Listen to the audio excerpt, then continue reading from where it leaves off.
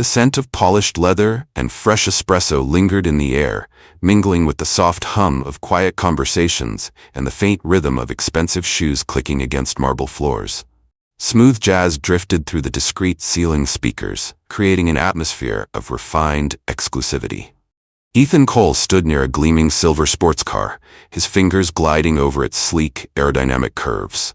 He was in no hurry. He had time, but it quickly became clear that no one here thought he was worth any of theirs.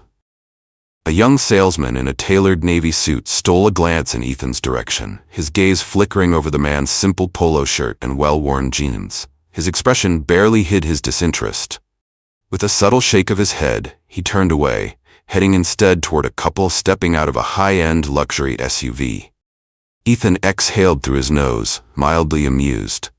He had seen this kind of treatment before. But the amusement faded when he realized something. He had been standing here for nearly half an hour, and not a single employee had acknowledged him. He leaned against the car, watching as a sharply dressed man strolled into the showroom, adjusting the gold cufflinks on his crisp white shirt. The moment he entered, the entire atmosphere shifted. "Good afternoon, sir, welcome." One of the salesmen practically beamed. "We have an exclusive selection in our VIP lounge. Can I get you a glass of champagne while we prepare a test drive?" The well-dressed man chuckled, nodding along as the sales staff eagerly circled him, each trying to win his attention. Ethan folded his arms across his chest. It wasn't the service that irritated him, it was the stark contrast. 30 minutes. That's how long he had been standing there. Watching. Waiting. Finally, he decided to test something. He stepped toward the reception desk and offered a polite smile. "Excuse me." The receptionist, a woman in her late 20s with pin-straight hair and an air of detached professionalism, barely spared him a glance. "Sales reps are busy," she said flatly. "If you're just browsing, you can wait outside." Ethan tilted his head. "Outside?" She tapped at her keyboard, her tone uninterested. "Yes, sir. We try to keep the showroom clear for serious buyers. If you're actually looking to purchase, I can schedule an appointment." It wasn't just dismissive, it was a judgment. Ethan's grip tightened on the edge of the desk. His patience was long, but this was getting ridiculous. Before he could respond, another salesman stepped up. An older man with salt and pepper hair, his name tag reading Ray, studied Ethan with a look of quiet scrutiny. Unlike the others, he didn't even pretend to be polite. "Sir, this dealership caters to a very particular clientele," Ray said, his gaze drifting down to Ethan's scuffed sneakers before meeting his eyes again. "Are you sure you're in the right place?" Ethan didn't blink. He simply held the man's stare. "Are you?" A flicker of irritation crossed Ray's face before he forced a tight-lipped smile. "Perhaps you'd be more comfortable at our pre-owned lot," he suggested. "We have excellent financing options, if that's a concern." Ethan let the insult settle between them. He could feel the shift in the room now. Employees who had previously ignored him were suddenly paying attention, not because they wanted to help, but because they wanted him gone. This wasn't a misunderstanding. It was deliberate. Ethan nodded slowly, as if considering Ray's words. He glanced over at the well-dressed customer now lounging in a leather seat, sipping champagne while a salesman practically polished his shoes with compliments. Then Ethan exhaled, reached into his pocket, and pulled out his phone. He scrolled through his contacts, found the number he wanted, and pressed call. It rang twice before a deep voice answered. "I need you here," Ethan said simply. "Now." Then he hung up and slid the phone back into his pocket. The employees had no idea who they had just dismissed, but they were about to find out. Ethan Cole had always believed that character was revealed when no one was watching. That was why he made a habit of visiting his dealerships unannounced, dressed like an ordinary customer. It wasn't about catching employees in the act. It was about seeing who they truly were when they thought no one important was around. And today, they were failing that test miserably. Standing near the reception desk, Ethan observed the room. The staff still ignored him, their eyes darting past him as if he were invisible.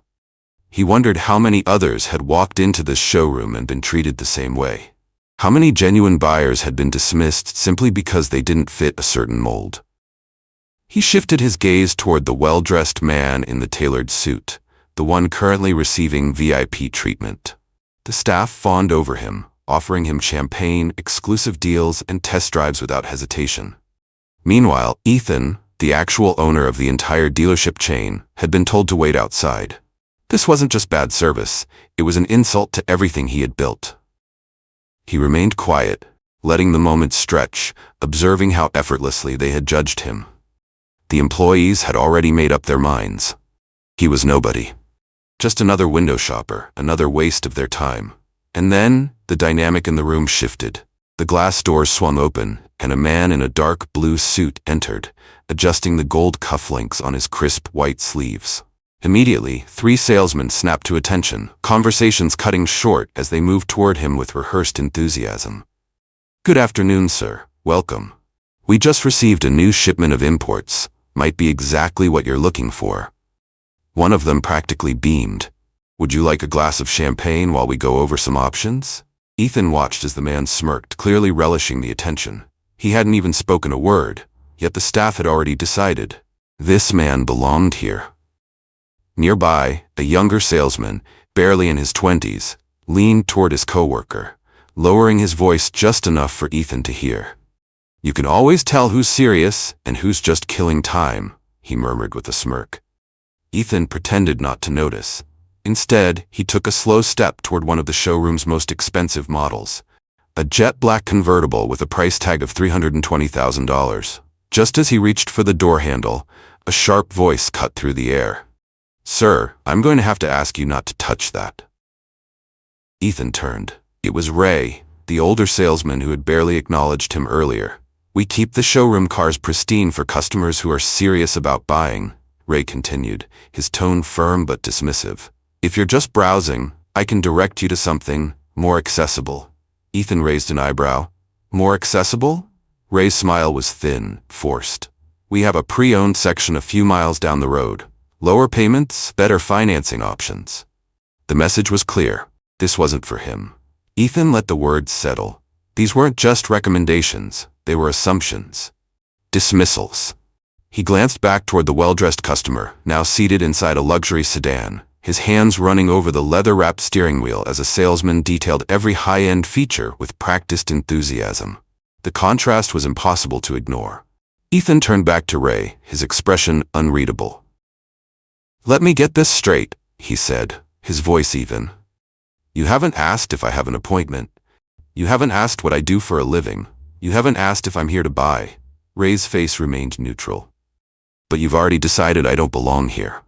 Ray didn't flinch. "Sir, we cater to a very specific clientele. I'm sure you understand." Ethan smiled. "I think I do." Ray nodded, mistaking Ethan's calm demeanor for acceptance. But Ethan wasn't accepting anything. Without another word, he reached into his pocket and pulled out his phone. He dialed a number. It rang twice before someone picked up. "I need you here," Ethan said simply. "Now." Then he hung up. The employees had no idea what was about to happen, but they were about to learn. Ethan slid his phone back into his pocket and remained where he stood, his expression unreadable. Around him, the employees resumed their conversations, still ignoring him, still focusing all their attention on the well-dressed man. Ray, seemingly satisfied that Ethan had gotten the message, turned and walked away without another word. Ethan exhaled slowly, glancing toward the entrance. And then, it happened. A sleek black Rolls-Royce Phantom pulled up to the dealership's entrance, its polished surface reflecting the golden afternoon sunlight. The kind of car that only a select few could afford. A valet rushed forward, opening the rear passenger door with practiced efficiency. From the back seat stepped a tall man in a charcoal suit. He adjusted his cufflinks, scanning the room through the glass doors before stepping inside. The effect was immediate. The entire showroom seemed to hold its breath. Employees who had spent the last hour ignoring Ethan suddenly straightened their backs, adjusted their ties, and stood at attention.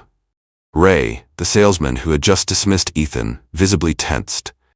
The suited man walked with purpose, his leather shoes tapping against the marble floor. And then he locked eyes with Ethan, and he smiled. The entire room fell into stunned silence as the man crossed the showroom, walking past the well-dressed customer without a second glance. He wasn't here for him. He was here for Ethan. "Sir," the man said, his tone respectful. "Apologies for the delay." Ethan nodded as if nothing was out of the ordinary, but for the employees, it was as if they had just seen a ghost. Ray took a step forward, confusion flashing across his face. His professionalism wavered as he tried to make sense of the situation. I'm sorry," he stammered, addressing the suited man. "I don't believe we've met." The man turned toward him, his face unreadable. "My name is Lucas Grant," he said calmly. "Regional Director."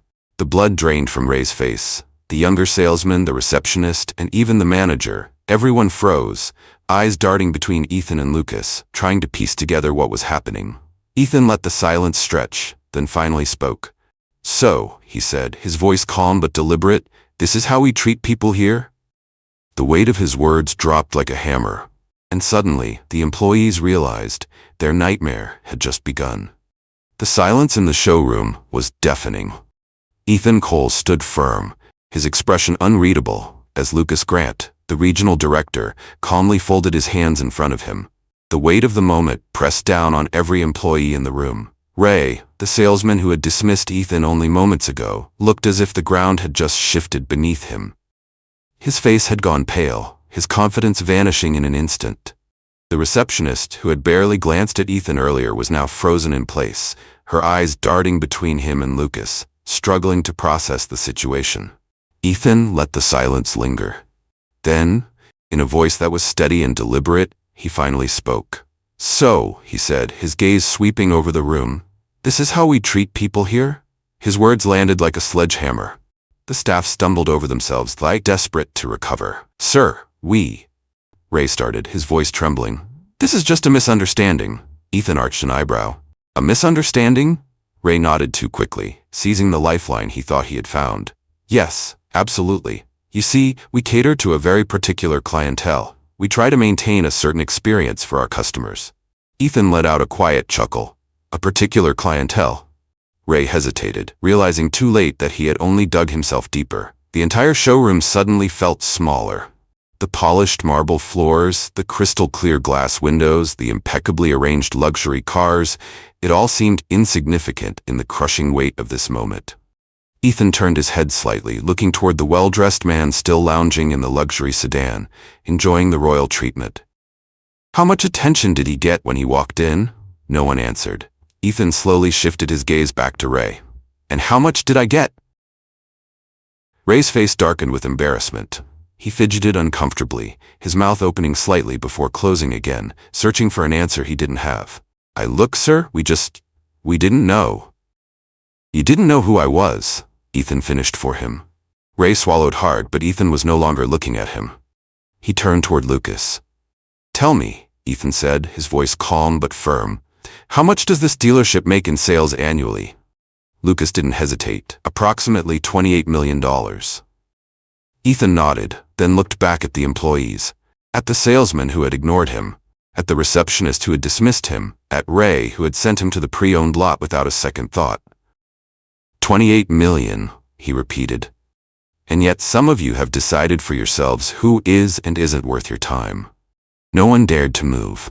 Ethan took a step forward, closing the space between himself and Ray, not in a way that was aggressive, but in a way that made it clear he was in control. Ray visibly shrank. Ethan's voice was softer now, but somehow even more powerful. "What would have happened," he asked, "if I really had been just another customer? What if I had been here ready to spend $500,000 today? Would you have let that money walk out the door?" Ray had no answer. But Ethan didn't need one. The damage was done. And now the reckoning had arrived. A suffocating silence settled over the showroom. No one shifted, no one breathed, as they waited for the inevitable. Ray, who had carried himself with arrogance minutes ago, now stood stiff and motionless. The younger salesman, the one who had whispered about who was serious and who was just killing time, looked like he was on the verge of passing out. Even the receptionist, who had so effortlessly dismissed Ethan earlier, was gripping the edge of her desk. Her knuckles white, Ethan let out a slow breath, shaking his head, disappointed but not surprised. Lucas finally broke the silence, his tone professional, sharp. "Mr. Cole, how would you like to proceed?" Ray's head snapped up. Mr. Cole. That was the moment it truly hit him. There was no denying it now. No backpedaling, no quick recovery. The man they had ignored, dismissed, and pushed aside wasn't just another customer. He was the owner. Ethan let them sit with that realization for a long, agonizing moment. Then, his voice low but firm, he said, "I want names." Lucas nodded. "I already have them." The weight of that statement sent a ripple of panic through the staff. The receptionist's hands clenched into fists at her sides. The younger salesman visibly swayed on his feet. Ray, who had been scrambling to find a way out of this disaster, looked as if he might collapse. "Sir, please," Ray started, stepping forward, desperation creeping into his voice. We made a mistake. We were just trying to keep things running smoothly." Ethan lifted a hand. Ray stopped talking immediately. Ethan's voice remained even, but it carried the weight of 20 years in the industry. "I've been in this business a long time," he said. "And if I've learned anything, it's this: respect doesn't cost a damn thing." The words hit like a thunderclap. Ethan continued, his tone never rising, but every word striking with precision. "You all looked at me and made a decision," he said. "You assumed I wasn't worth your time. You assumed I couldn't afford to be here. And you treated me like I was beneath you." He let that sink in. "And if you did that to me, I can only imagine how many actual customers you've done it to." No one had an argument. No one had a defense. Because Ethan was right. Lucas turned to the staff, his expression unreadable, his voice devoid of sympathy. "Effective immediately," he announced, "everyone involved in today's incident is terminated." The words crashed over the employees like a tidal wave. Ray's mouth dropped open. "Wait, you can't. This is not up for discussion," Lucas interrupted. "We don't run our business like this."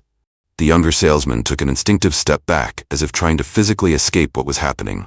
The receptionist's lip trembled, her eyes wide with disbelief. Ray tried one last time, his voice breaking. "Please," he pleaded. "This was just a misunderstanding. We didn't mean." Ethan turned toward him, his expression calm, almost pitying. "You didn't mean to get caught," he finished. Ray had no response. Ethan sighed, running a hand over his jaw. He had seen enough. He turned to Lucas.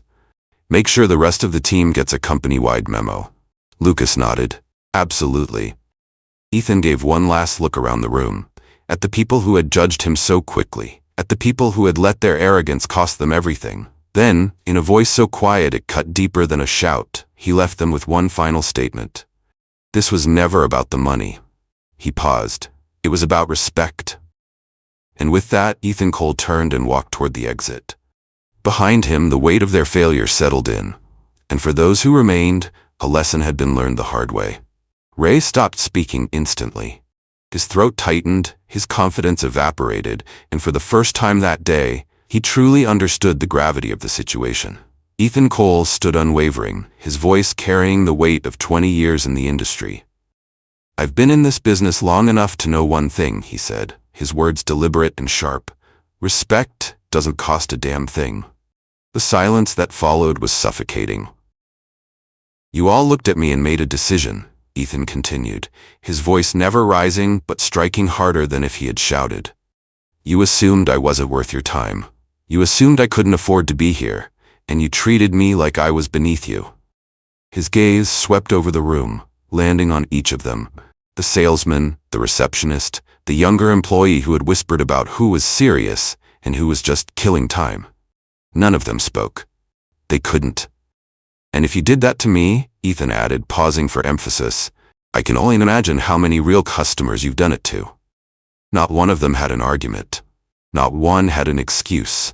Because Ethan was right. Lucas Grant, the regional director, turned to the staff, his expression unreadable, his voice flat and merciless. "Effective immediately," he said, "everyone involved in today's incident is terminated." The words sent shockwaves through the room. Ray's mouth fell open. "Wait, you can't." "This is not up for discussion," Lucas interrupted, his voice firm and unyielding. "This company does not tolerate this kind of behavior." The younger salesman, the one who had so confidently dismissed Ethan earlier, took a step back as if trying to physically distance himself from the disaster unfolding. The receptionist, who had so easily brushed Ethan off, pressed her lips together, eyes glistening with unshed tears. Ray tried again, desperation clawing at his voice. "Please," he pleaded. "This was just a misunderstanding. We didn't mean." Ethan turned his gaze toward him, his face unreadable. You didn't mean to get caught, he finished for him. Ray had no response. His breath came uneven, his hands trembling at his sides. He had spent the last hour believing he was in control of the situation, and now reality had flipped on him in the worst way possible. Ethan sighed and ran a hand along his jaw, taking one last look at the people who had judged him so quickly. People who had let their arrogance and assumptions cost them their jobs. Make sure the rest of the team gets a company-wide memo, he told Lucas. Lucas nodded. Consider it done. Ethan gave the employees one last glance, his expression calm but resolute. This was never about the money, he said quietly, his words cutting through the air like a blade. He let that sink in. It was about respect. And with that, Ethan turned and walked toward the exit. Behind him, the weight of their mistakes settled over the room. Regret, panic, and disbelief painted the faces of those left standing. Ray stood paralyzed, his mouth still slightly open, his brain seemingly refusing to process what had just happened. The younger salesman slumped against the counter, his once arrogant posture now reduced to shock. The receptionist had turned away, covering her face with one trembling hand. And Lucas, he was already making calls, ensuring that Ethan's orders were carried out immediately. The warm afternoon air greeted Ethan as he stepped outside, but the weight of what had happened inside didn't linger on him. It wasn't his burden to carry. It belonged to those who had failed the test. Through the glass doors, he could still see the aftermath. The dealership employees frozen in the fallout of their own actions. A sudden movement caught his eye. A valet, a young man in his early 20s, hesitated before stepping forward, clearly startled when he recognized Ethan. "Sir," the valet stammered, "can I get your car for you?" Ethan turned to him, studying the nervous yet professional demeanor of the young man. Unlike the others inside, this kid had done his job. He hadn't judged. He hadn't looked down on anyone. Ethan reached into his pocket and pulled out a crisp $100 bill, offering it to the valet. "You handled yourself well today," he said. The valet hesitated, his eyes flickering toward the dealership before settling back on Ethan. "I thank you, sir. I just treat everyone the same." A faint smile touched Ethan's lips. "That's exactly why you'll go far," he said. The valet gave a small nod, tucking the bill into his pocket as a sleek black Mercedes Maybach S680 pulled up to the curb. The driver, a man in his 50s wearing a sharp navy suit, stepped out and opened the back door. "Mr. Cole," he greeted with a small nod. Ethan slid into the back seat, the soft leather molding perfectly to his frame as the door clicked shut behind him. He glanced back one last time at the dealership, watching the faces of those who had judged him. The panic was setting in. Some lessons were learned the easy way. Others, they came at a cost. The Maybach merged seamlessly into the flow of traffic, the city lights reflecting off its polished surface. Ethan exhaled through his nose, leaning back into his seat. This hadn't been about revenge. It never was. It had been about setting a standard, because if people only respect wealth when they can see it, then they don't respect people at all. And in his business, that kind of mindset had no place. Respect isn't something you reserve for the people you think are important. It's something you give to everyone. Because in the end, you never know who you're really talking to. Have you ever experienced something like this? Have you ever been underestimated because of the way you looked? Drop a comment below and share your story. Let's keep this conversation going. And if you want more stories like this, hit that subscribe button. Because the best lessons, they come from real moments like these.